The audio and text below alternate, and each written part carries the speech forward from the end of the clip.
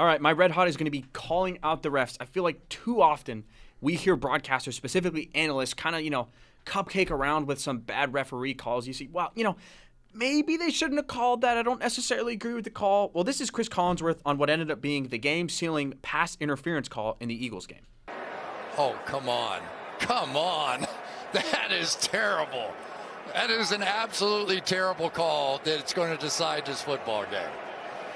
And it was an absolutely terrible call, and it did decide that ball game. I think part of it is Cris Collinsworth is high enough in the NBC and NFL food chain that he's not going to have anything happen to him if he calls out the refs. But it's also worth noting, it's time to start calling refs out when they do bad things. Too many times we see false starts not get called. There's grabbing that's called that it should have been a holding or a pass interference. I appreciate Cris Collinsworth going out there and saying, that's awful, that's garbage, this is going to decide the game, and that's not good.